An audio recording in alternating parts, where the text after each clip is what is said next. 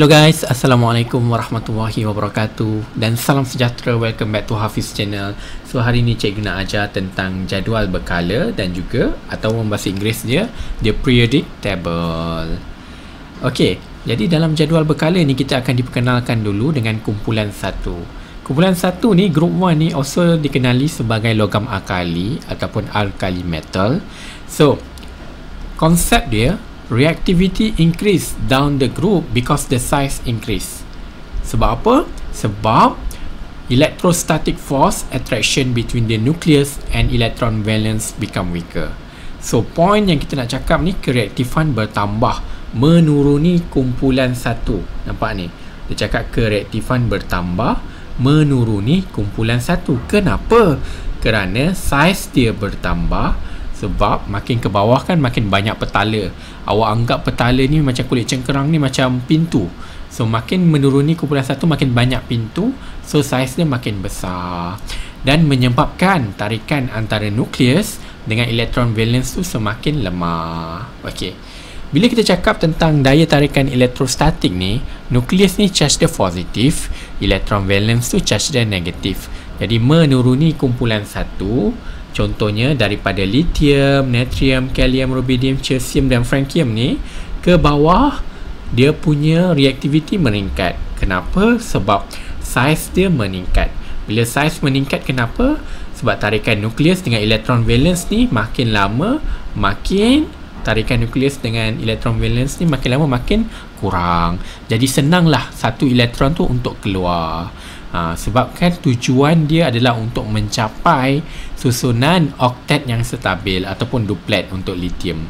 Jadi dia nak capai susunan elektron yang stabil, dia kena keluarkan satu elektron tu. Jadi semakin ke bawah semakin reaktif, sebab makin mudahlah elektron valence tu nak keluar daripada atom tersebut. Okey, so bagi yang siapa yang tak tahu, kumpulan 1 dia adalah di sebelah kiri sekali.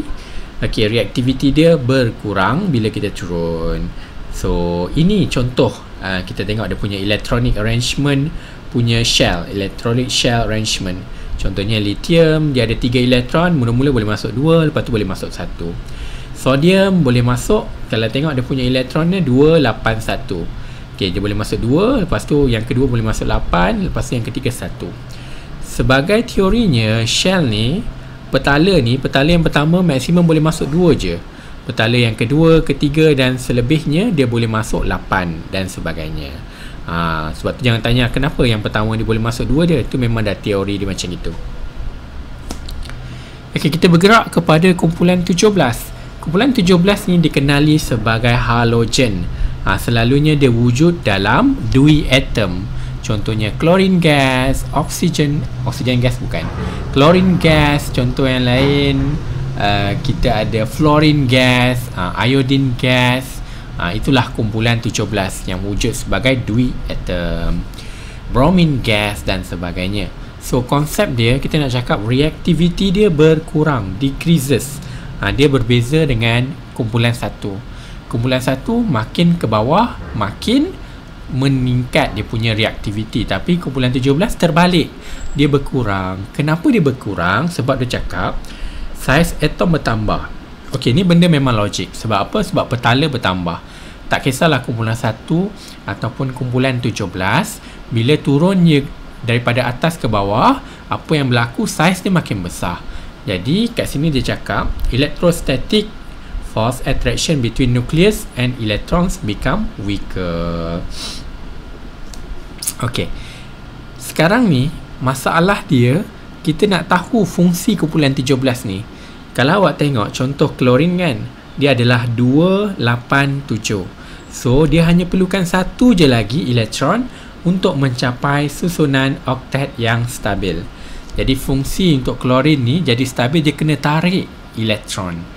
Sebab itulah dia perlukan daya tarikan yang kuat antara nukleus dan juga elektron valence. So jadi untuk keluar, dia tidak perlukan bawah sangat. Bila bawah banyak sangat petala, makin lama makin kurang daya tarikannya. Daripada fluorine, klorin, bromin, iodine ni makin ke bawah makin kurang daya tarikan. Sebab apa? Bertambahnya saiz, bertambahnya pintu, bertambahnya petala. Sebab itulah fluorine the most reactive dalam grup halogen. Sebab apa?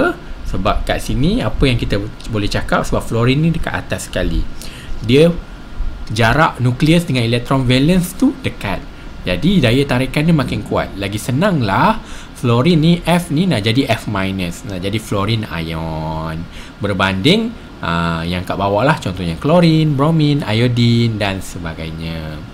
Okey, faham So dia terbalik dalam kumpulan 1. Sebab kumpulan 1 tugas dia nak buang elektron tu. So makin ke bawah memang saiz dia makin meningkat, daya elektrostatik dia makin lemah, jadi senanglah elektron tu nak keluar. Tapi berbeza dalam grup 17, apa yang berlaku, dia tak nak saiz tu makin lama makin besar. Bila makin besar, jarak nukleus dengan elektron valence tu makin jauh, susahlah nukleus tu nak tarik lagi seekor elektron nak masuk. So tujuan utama sama juga, nak capai oktet yang stabil. Tu je fungsi dia. Dan kita pergi kepada kala 3. Kala 3. Siapakah kala 3? Kala ni tadi kita bincang pasal grup 1 dengan 17. Sekarang kala. Kala ni kalau korang tengok ni, nampak ni? Ini adalah kala. Kala ni maksudnya daripada atas ni kita kira 1, lepas tu 2, dan bawah ada 3. Okey, sekarang dia nak cakap daripada left to the right, daripada kiri ke kanan. Okey, apakah sifat-sifat dia? Contoh kita tengok yang pertama, yang A, sifat kelogaman. Daripada sifat kelogaman, contohnya natrium, magnesium, pergilah last sekali kepada argon ataupun klorin. Apa yang berlaku? Daripada kiri ke kanan dia jadi apa? Dia jadi daripada metal ke non-metal, daripada logam ke bukan logam.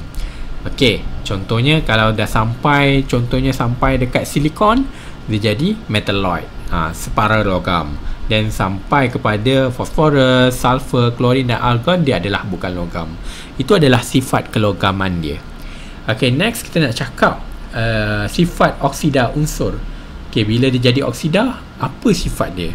Okey, untuk natrium oksida, magnesium oksida, dia adalah base, bersifat alkali. Aluminium oksida pula, dia bersifat amphoteric, bersifat ada separa-separa, ada bersifat alkali sikit, ada asid sikit, dia campur. Okey, silikon, fosforus, sulfur dan juga Cl2O7, dia bersifat acidic. Okey, so kat sini kalau kita lihat daripada kiri ke kanan, dia atom size makin decrease. Korang tahu tak kenapa atom size makin decrease? Berkurangnya atomic size ni kerana apa? Kerana color dia masih sama. Kalau kita bandingkan dekat color nombor 3 ni je, color dia masih sama. Sebab apa? Bila color dia sama, petala dia pun sama je. Sebab itulah atomic size dia makin kurang. Sebab apa? Pertambahan elektron. Kalau korang tengok elektron valence dekat yang natrium ni 1, magnesium 2, aluminium 3, silikon 4 dan seterusnya. Maksudnya kat sini elektron valence tu bertambah daripada kiri ke kanan. Sebab itulah kita cakap saiz dia makin kecil, sebab daya tarikan nukleus dengan elektron valence tu semakin kuat. Sebab positif dengan negatif, bila positif nak tarik banyak negatif, dia akan makin lama makin kecil. Sebab itulah merentasi kala 3 daripada kiri ke kanan, saiz semakin mengecil. Okey, kita nak cakap pula menuruni. Menuruni kat sini menuruni predictable. Apa yang berlaku? Atomic size bertambah. Tu memang paling basic lah. Korang tahu sebab apa? Sebab color bertambah. Kalau color dia maintain je daripada kiri ke kanan, kita boleh cakap secara teorinya apa yang berlaku, atomic size dia akan berkurang. Kalau dia tanya kenapa berkurang, sebab tarikan nukleus dengan elektron valence bertambah. Sebab bertambahnya elektron valence daripada kiri ke kanan. Ok, next kita nak tahu pasal keelektronegatifan. Keelektronegatifan ialah satu sifat kimia yang menjelaskan kecenderungan suatu atom menarik elektron ke arahnya. Ok, ni mostly dia akan pergi kepada grup 17 lah. Sebab grup 17 kan nak tarik elektron kan, satu elektron. Sebab dia nak jadi susunan oktet yang stabil. Ok, sebab itulah antara fluorine, klorin, bromin, iodin dengan AT tu, Fluorine paling tinggi keelektronegatifan berbanding yang lain. Okay, next. Ni yang paling mudah. Kita pergi kepada noble gas. Gas adi ataupun gas nadir. Untuk noble gas ni, dia terdiri daripada monoatomic gas. Terdiri daripada satu gas je. Dia bukan macam grup 17. Grup 17 dia adalah diatomic. Kita panggil dia diatom. Contohnya chlorine gas, bromine gas, dia wujud sebagai diatom. Br2, I2, Cl2. Untuk grup 18 ni dia monoatomic gas. Contohnya helium gas. Helium gas yang kita guna dekat belon udara panas, dia He je. Dia tak ada He2. Contohnya neon dekat lampu-lampu dekat kedai kan, dia menarik-narik kan lampu. Itulah lampu neon. Okay. So, chemically inert because have achieved stable duplet or octet electron arrangement. Kita boleh cakap grup 18 ni dia tak perlu nak terima elektron, tak perlu nak buang elektron sebab dia chemically inert. Dia lengai, dia dah mencapai dah tujuan hidup dia. Dia dah mencapai stable duplet or octet electron arrangement. Okay, next. Kita pergi kepada transition metal. Transition metal, logam peralihan. Okay. Kat sini, the most important thing yang kena tahu tentang dia punya special karakteristik dia. Tapi kita tengok dulu metal karakteristik dia. Dia adalah berkilat, good heat and electrical conductor, mulu dan boleh ditempa, takat lebur yang tinggi, ketumpatan yang tinggi. So korang kena tahu kenapa melting point dia, dia punya boiling point dia tinggi. Sebab kat sini dia punya tarikan tu sebab dia metal to metal, metal punya attraction. So sebab itulah nanti korang akan belajar daripada tinggi sebab dia ada d orbital. Dekat unsur peralihan ni dia special sikit. Sebab tu melting point dia, boiling point dia semua tinggi, beribu-ribu kadang-kadang. Okay, untuk fasa korang kena tahu tempat transition metal tu kat mana. Tempat dia kat tengah-tengah ni. Sebab tu kita kira dalam grup kan, kita panggil yang pertama ni grup 1, ni grup 2, terus lompat sampai sini 13, 14, 15, 16, 17. Kita nombor 3, 4, 5, 6, 7, 8, 9, 10 ni semua kita anggap dia sebagai transition metal, logam peralihan. Okey, jadi kita nak tahu ciri-ciri istimewa dia.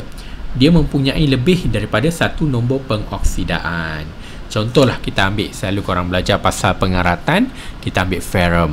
Okay, ferrum dia ada Fe2 dengan Fe3. Warna dia korang boleh check. Dia ada warna perang dengan warna hijau. Dia warna hijau dengan warna perang. Itu untuk ferrum. Yang lain pun mempunyai lebih daripada satu nombor pengoksidaan. Seperti yang cikgu cakap tadi, dia membentuk ion atas sebatian berwarna. Kalau dia jadi larutan, larutan tu berwarna. Boleh membentuk ion kompleks, boleh bertindak juga sebagai mangkin. Okay, contoh yang bertindak sebagai mangkin ni nak buat apa? Amonia. Kita menggunakan mangkin serbuk ferrum. Okay, next ialah soalan. Kita dah tahu basic, kita nak pergi kepada soalan. Yang ni, ni tak tahu pun tak apalah. Ni simple je ni tentang sejarah dia. Siapa yang jumpa dulu periodic table ni, dia jumpa apa dulu, macam mana dia susun unsur-unsur dalam periodic table ni, korang kena baca sedikit. Okey, dan kita pergi kepada 3 kelebihan jadual berkala unsur. Apa pentingnya periodic table ni? Kenapa saintis buat sebenarnya? Jadi yang pertama, dia nak study general trend in physical changes of the element. Dia nak tahu perubahan fizik. Contohlah, kita pergi kumpulan 1. Menuruni kumpulan 1, kita nak tahu fizikal dia, size dia bertambah ke berkurang. Dia bertambah. Sebab itulah pentingnya jadual berkala ni. Kita nak tahu juga menuruni kumpulan 1, melting point dengan boiling point dia bertambah ke berkurang. Dia berkurang. Sebab apa? Sebab bila menuruni kumpulan 1 ni, daya tarikan antara nukleus dan elektron valence tu semakin lemah. Jadi tak perlukan daya yang tinggi untuk reach dia punya melting or boiling point. Okay, then kita nak study the chemical changes. Okay, masuk chemical changes ni, apa yang berlaku secara kimia. Contoh kita ambil contoh. Okay, kalau kumpulan 1 kita tahu alkaline metal. Kalau react dengan acid, dia akan hasilkan gas hidrogen. Kita nak tahu apa yang berlaku tindak balas kimia dia. Then kebaikan periodic table ni kita boleh tahu meramalkan sifat-sifat unsur. Okay, kita dah tahu dah kumpulan 1 dia akan sifat-sifat unsur dia adalah metal.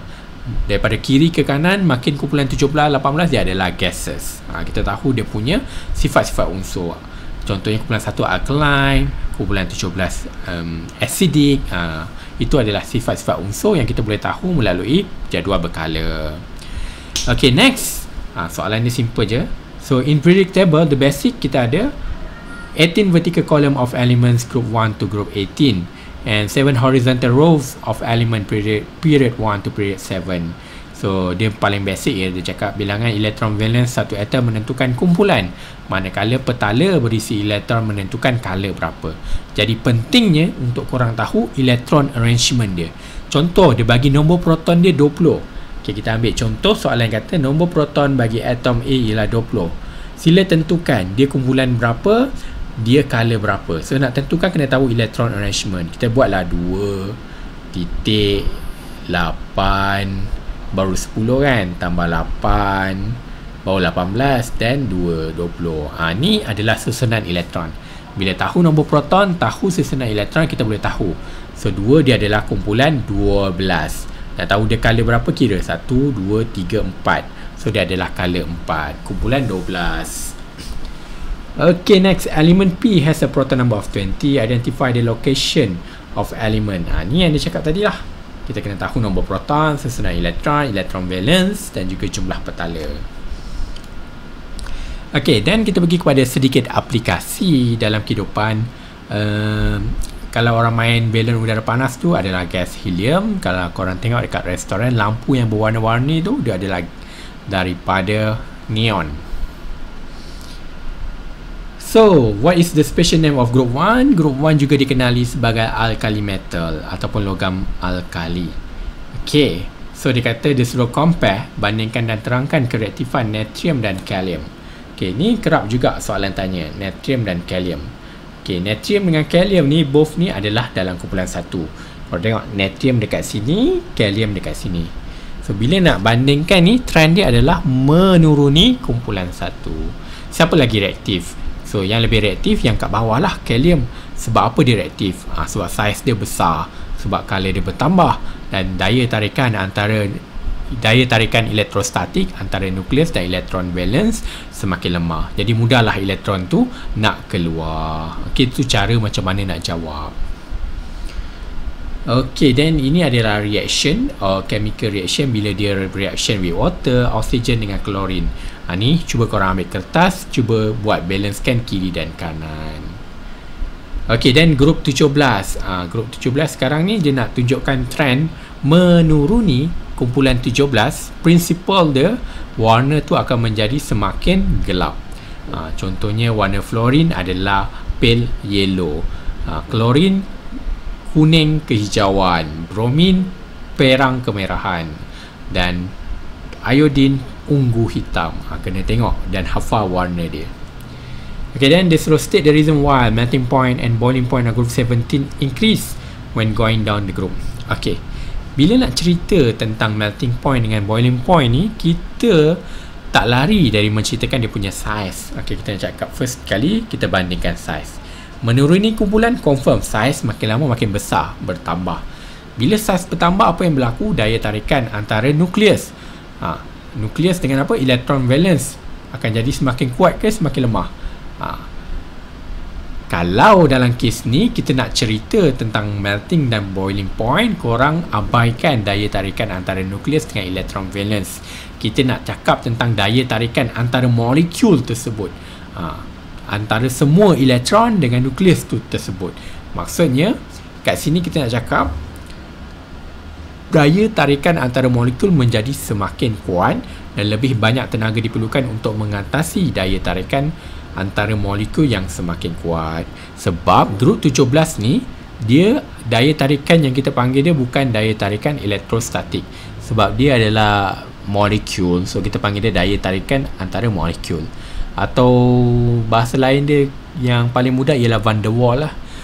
Daya tarikan antara molekul untuk non metal yang bukan logam. So Bila cakap pasal takat lebur dan takat didih, korang kena berfikir tentang saiz yang pertama. Jika saiz dia makin besar, daya tarikan antara molekul pun akan menjadi semakin kuat, maka lebih banyak tenaga lah yang diperlukan. Sebab itulah melting and boiling point dia higher. Ok, then kita nak belajar tentang unsur dalam color 3. Ok, color 3 ni daripada kiri ke kanan. We talking about left to the right. Ok, kat paling kiri tu dia jadi sifat dia apa dan paling kanan tu apa. Ok, paling kiri sifat dia adalah base alkali. Kat tengah-tengah tu M4 terik. Then dekat kanan sekali dia adalah berasid. Ok, simple je, tak susah sangat. Ok, then tentang transition element. So korang kena tahulah dia mempunyai lebih daripada satu nombor pengoksidaan, boleh membentuk ion kompleks, membentuk ion berwarna dan boleh digunakan sebagai mangkin. Tu ciri-ciri, 4 ciri yang penting. Ok, kita pergi kepada soalan objektif. Ni korang boleh try buat, simple yet not so complicated. So kena tahu dan hadamkan. Cikgu rasa itu je untuk bab ini. Jangan lupa like, komen dan subscribe. Bye. Kita jumpa lagi dalam bab seterusnya. Cikgu harap dekat bab ini korang semua boleh faham. Dia tak susah sangat pun tentang jadual berkala ni. Yang paling penting kena tahu konsep. Konsep menuruni kumpulan apa yang berlaku, daripada kiri ke kanan apa yang berlaku, dari segi saiz, daripada kereaktifan, melting point dan juga boiling point. Ok, kalau korang dah tahu, insyaAllah boleh jawab semua soalan. Ok, itu je. Bye.